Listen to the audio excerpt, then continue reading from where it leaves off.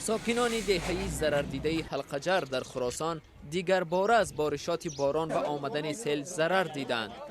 ده‌ها ساکن ناحیه خراسان شب گذشته را از ترس آمدن سیل و لغزش کوه در بیرون روز کردند. منزل‌های اکثر آنها ویران شده است. پس اکسکاتر میری اکسکاتر تا نمیارن، کارو نمیکنن، وقتی سیل زد همش میاد تماشا میکنن میخزه میره.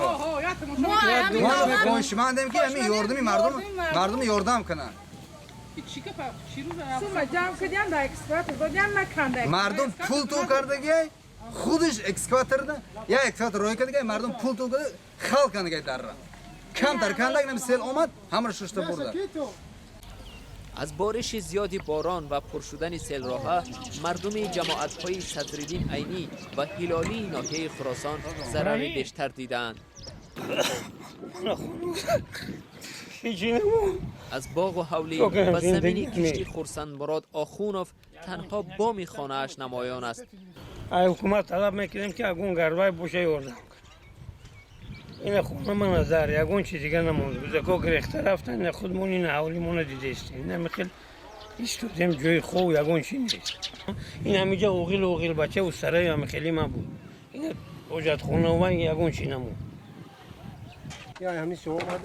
فایز محمد بابایف میگوید که از خانه‌اش تنها یک صندوق را بیرون آوردند ولی انجام روزگارش زیر خاک ماندند.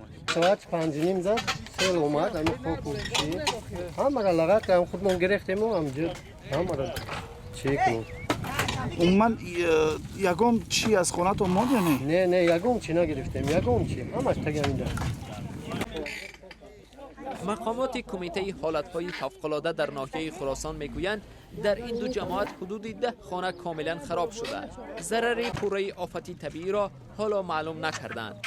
این زمان برطرف کنی حادثه حالت فوق‌العاده رفته شده از طرف ریاست کمیته حالت فوق‌العاده خدمتچیان حربی ریاست کمیته حالت فوق‌العاده عمده فکر در ولایت ختلان این زمان تنها کار برطرف کنی رفته شده است. ساکنان میگویند که خانه‌های زیاد صدمه‌وی شدند و در آنها امکان زندگی دیگر نیست. با گفته ساکنان در دو جماعت زیاد از 50 چاروای مردم نیست شده، چند ماشین زیر خاک مانده است. در ناحیه خراسان همه ساله آمدن سیل ثبت می شود. در دهه حلقجر ناحیه بهار امسال نیز سیل آمد که 1.3 میلیون سامانی ضرر رساند.